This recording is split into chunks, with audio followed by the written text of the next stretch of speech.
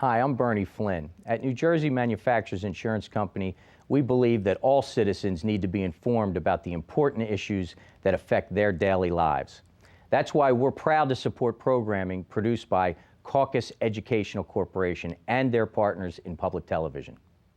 Funding for this edition of Caucus New Jersey has been provided by the PNC Foundation, which supports early childhood education through Grow Up Great, a multi-year initiative to help prepare children from birth to age 5 for success in school and life. The New Jersey Education Association, Robert Wood Johnson University Hospital, the heart of academic medicine, MD Advantage Insurance Company of New Jersey, Choose New Jersey. Our mission is attracting companies to the Garden State. Cone Resnick, Accounting, Tax, and Advisory, where forward thinking creates results. And by Adler Aphasia Center, helping stroke and brain injury survivors recover their speech. Promotional support provided by New Jersey Monthly, the magazine of the Garden State, available at newsstands, and Commerce Magazine.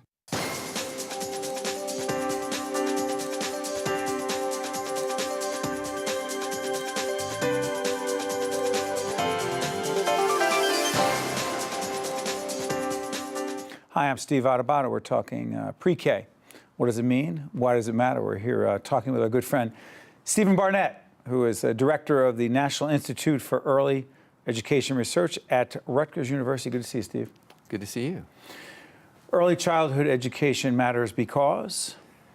Because it's the first step on a path to success, and because it's important in its own right as a valuable time in the child's life. And it also intersects with providing childcare so parents can work. You and your colleagues did a very comprehensive study. It was called the APPLES study. What was it? Why did that matter? Well, APPLES is a study of what's probably the highest quality preschool program on the planet, which is in what are called the Abbott districts in New Jersey. Abbott, 31 districts? 31. About a quarter of the kids in New Jersey. Vast majority of low-income and minority children. Right. And it's court-ordered. Court-order, just go back, it's all the way back to the originally Robinson versus Cahill case, then became known as the Abbott case. This is a case brought really before the Supreme Court saying that children in certain school districts that were poorer deserve the same quote-unquote thorough and efficient education that the Constitution in New Jersey said that each kid should have, right? And they argued they weren't getting that. What does that have to do with pre-K? Well, I think the court concluded that kids were starting so far behind in these districts, a year and a half on average, that they weren't ever going to catch up, and we would spend tremendous amounts of money trying to do that and not be effective. Whereas a couple of years of high-quality pre-K could give them a much better start out of the gate. And so the study told us what?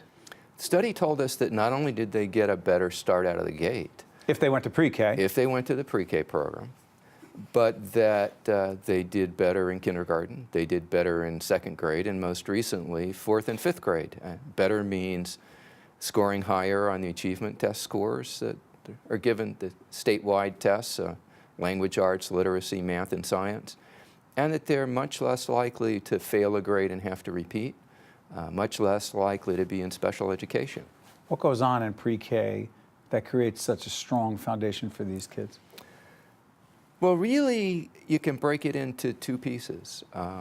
One is that they develop the language, the knowledge that makes them more successful because they know and they can do more things that a child of their age is expected to do, and which they haven't had the exposure to often before. The other is that they learn how to regulate their own behavior, to think before they act, to plan, take personal responsibility, get along with other kids. So it's interesting. The study comes out with these results. In 2008, the state legislature in New Jersey decided that what would happen with respect to pre-K in the state, and then what happened after they decided that, which seemed to make that decision somehow not very serious.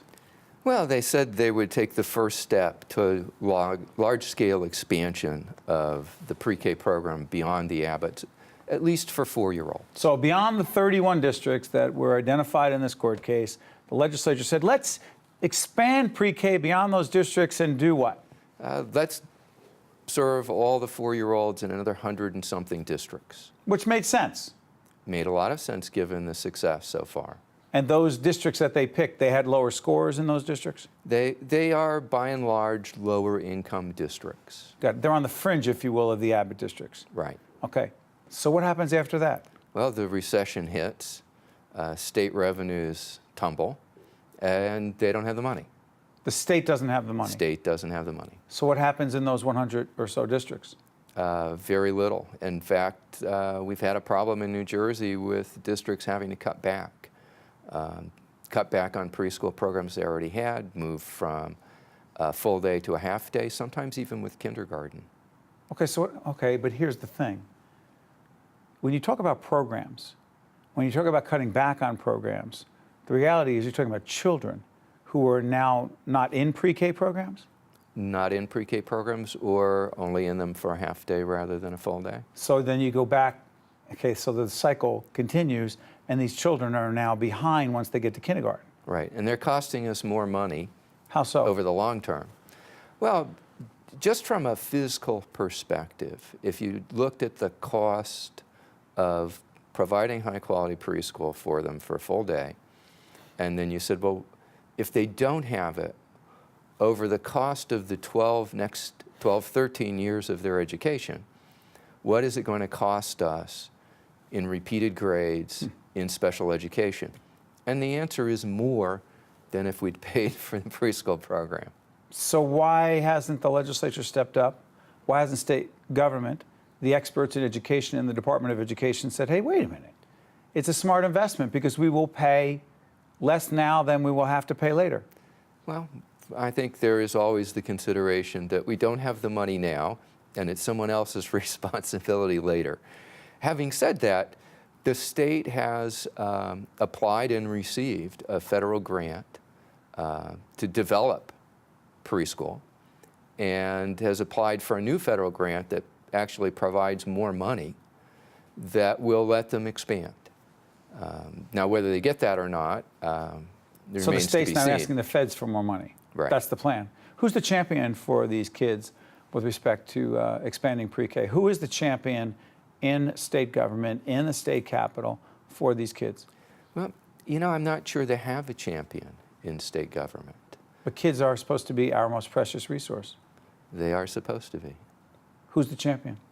Well, I find it, you know, in other states, I can identify. We work all over the country at the Institute, At all Rutgers. 50 states.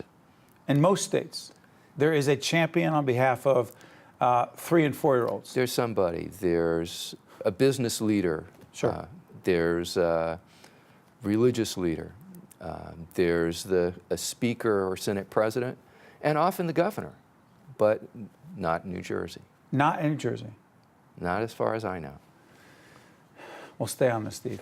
We'll keep talking about it. Stephen Barnett is the director of the National Institute for Early Education Research at Rutgers University, and we thank you for joining us and shedding light on this incredibly important issue that continues to impact 3- and 4-year-olds, not just at that point in their life, but beyond that, which means it impacts all of us. Thank you, Steve.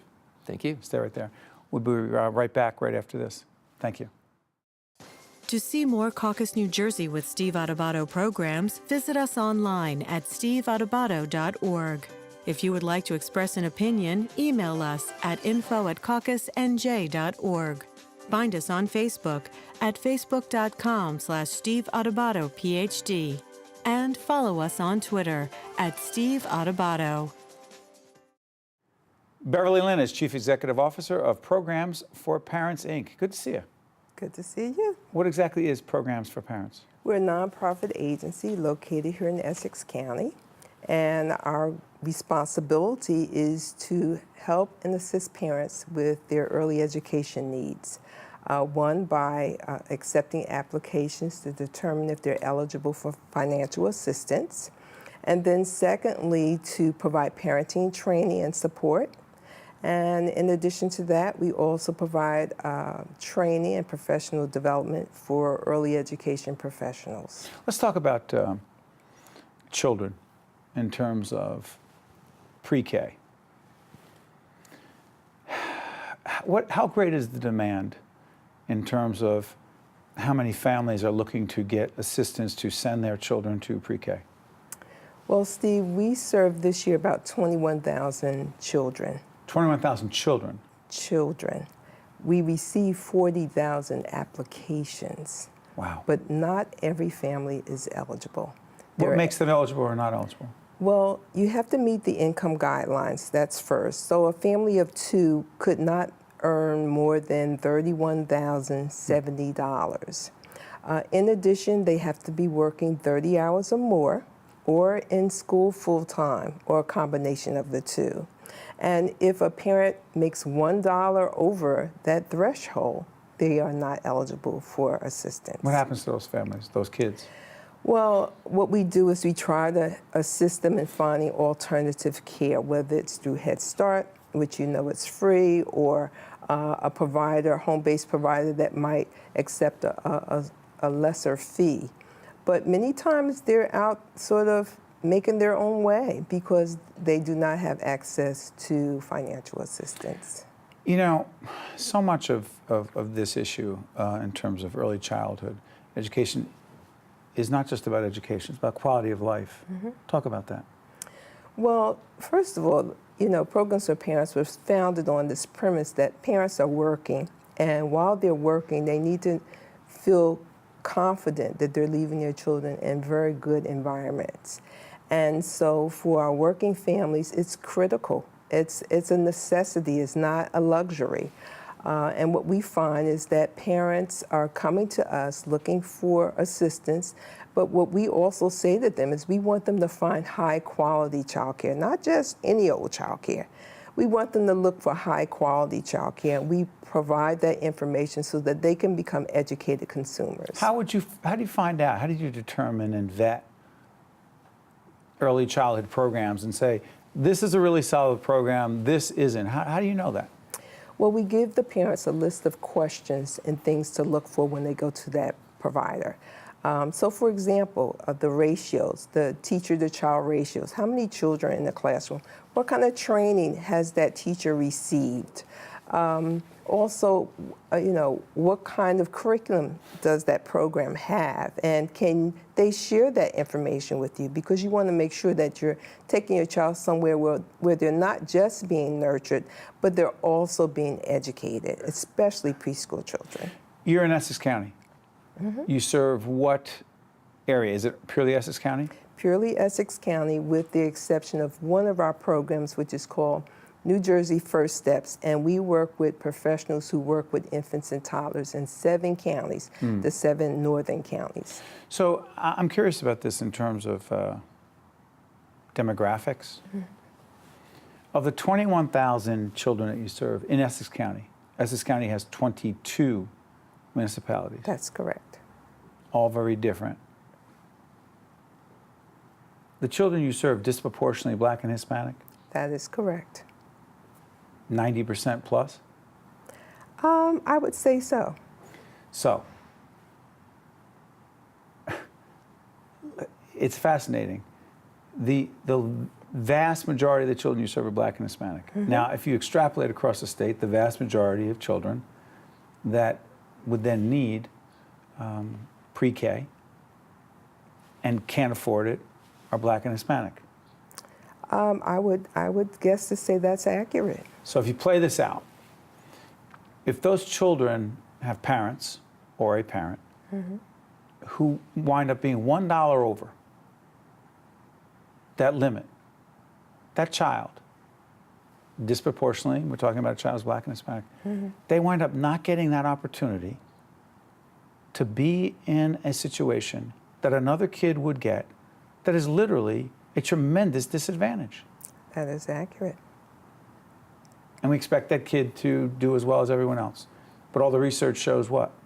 The research shows that when they're in good quality programs, that they are ready to learn. When they reach kindergarten, they are equipped. They have the language skills and literacy background to support their foundation for learning in the elementary school years. Talk about the professional development work you do. Well, what we find is that there are people who enter our field, the early education field, who do not have training at all. How would they enter it if they don't have training? Well, unlike other professions, you can come into a childcare program without experience or training. Once a director hires that person, there's an expectation that they're going to give them an orientation. But we know orientation is very different from training someone about child development, how to communicate, Sure.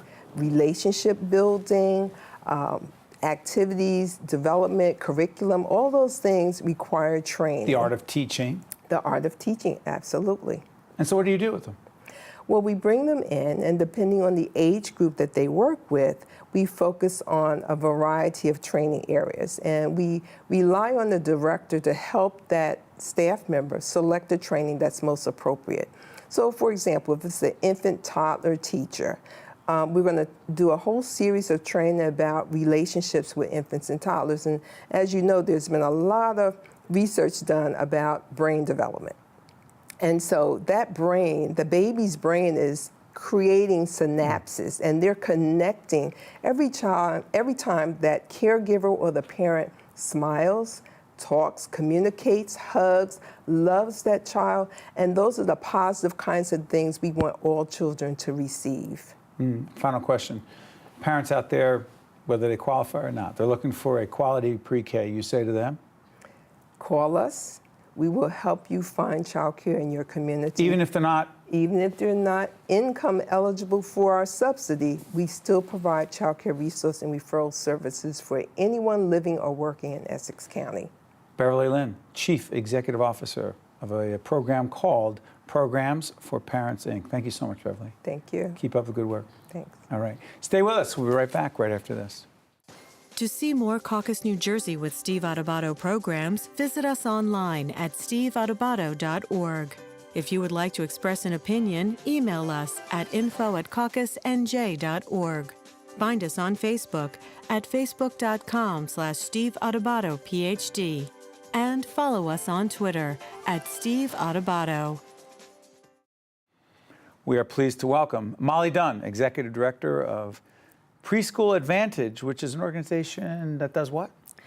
We fund children through age 3 and 4 to go to preschool, kids who are otherwise would not get to preschool because their parents can't afford it. So Molly, this program is based in Morris County. Correct. Interesting. So I bet you people watching throughout the tri-state area that may know of Morris County, they'll say, oh, Morris County, that's a pretty wealthy area. You know, why would a kid need a scholarship to go to preschool, you say? I say there are plenty of wealthy people in Morris County, and there are also plenty of people who are very not wealthy in Morris County. What's happening with those kids? What are they dealing with? These, in many cases, these are first-generation kids, immigrant kids, who have their parents are working very hard to support them. Our families they're looking at, these are families that are earning $30,000 to $35,000 a year, supporting families of 4 and 5. Very hardworking people, but they certainly don't have any disposable income to pay for preschool, which is, people would be surprised how expensive preschool really is. Talk about how expensive preschool really is. For us, if we fund a child for the entire school year, 10 months, for half a day, only half a day, we Preschool Advantage pay on average just over $4,300 for every kid. And we are not paying full rates. So that is our rate. What do you mean not paying full rates? We have a relationship with 16 partner preschools throughout the county. And these schools hold certain number of spots for us at rates that are reasonably level and affordable for us so that we can get as many kids through as possible. In some cases, they're less than half of what someone coming from the street Wait a would minute, hold pay. on.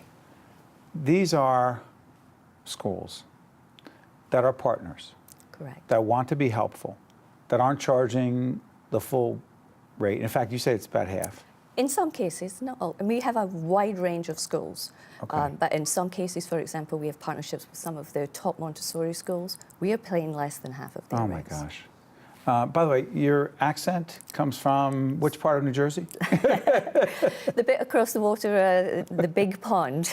I'm from Scotland. It's a wonderful accent. I love it. Thank you. I'm so fascinated by the idea of, I've talked to this with other guests. Our daughter, as we do this program, Olivia, happens to be in a wonderful pre-K program, Montclair Pre-K, and I'm always proud to say that because they do wonderful work. And I see what has happened in just a few months for her, and I see what happened with our boys as well, our sons. I see the impact that it had on them, for them, and how much better off they were when they went to kindergarten. Help people understand what happens to a child that does not have that advantage. Help people understand that.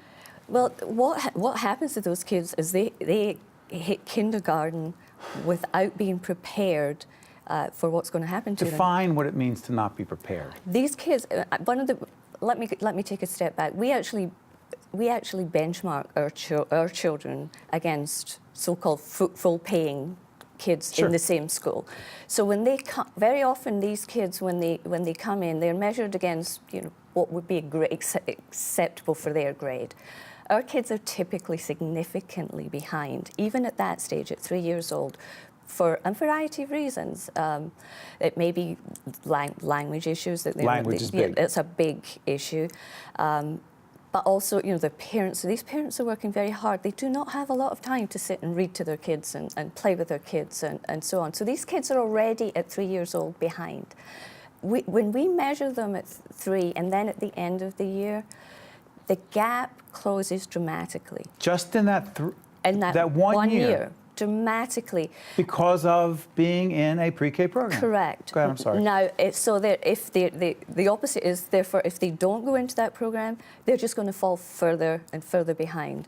And then when they get to pre-K, to the kindergarten, they barely know how to sit still in a room. They've never been, they've never been disciplined in that kind of way. They don't have the attention span.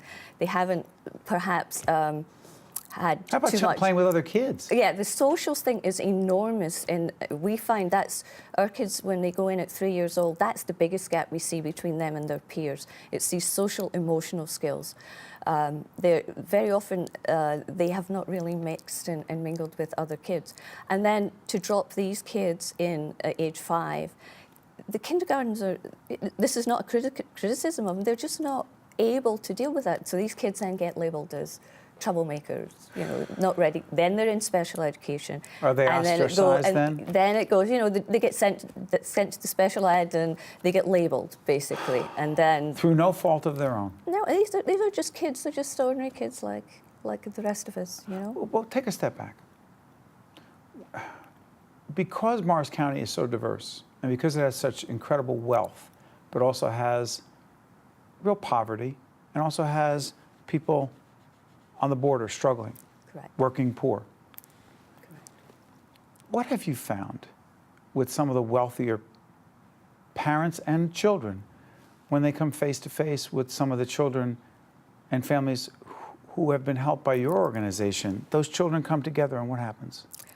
Are kids kids? Kids are kids. The kids are absolutely kids. This is why Preschool Advantage was started by a family who, just the way you describe it, they saw how their kid did. They were wealthy. Blown away. They were wealthy. They were blown away with what was happening, and they said to one another, "Wouldn't it be wonderful if every kid could do this?"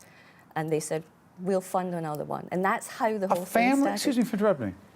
A family with means, Correct. who were able to do it for their child, said, "Wait a minute. We need to help others privately, not the government." Not the government.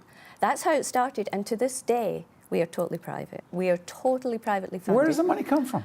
It comes from mostly these wealthy individuals that we talk. That's the advantage of being where we are. These people do exist, and they're incredible people, and they're incredibly philanthropic, the individuals we deal with.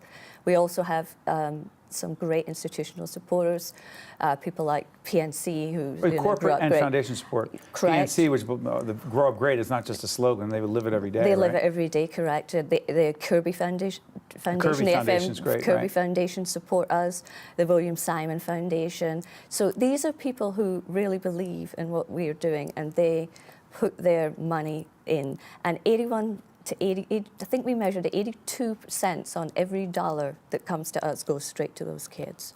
We're a volunteer, largely volunteer-run organization. We have a very low overhead. We have a very interesting business model with the 16 partner schools, which enables us to have very little overhead, and we just actually put all the money into sending these kids to school. Molly Dunn, Executive Director of Preschool Advantage, giving young people a tremendous advantage, and thank God you're doing what you're doing every day.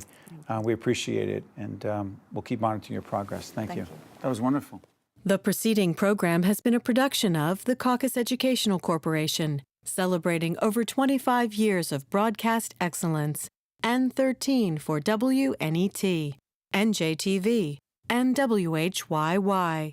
Funding for this edition of Caucus New Jersey has been provided by the PNC Foundation, the New Jersey Education Association, Robert Wood Johnson University Hospital, MD Advantage, Choose New Jersey, Cone Resnick, and by Adler Aphasia Center. Transportation provided by Airbrook Limousine, serving the metropolitan New York, New Jersey area. Caucus New Jersey has been produced in partnership with TriStar Studios.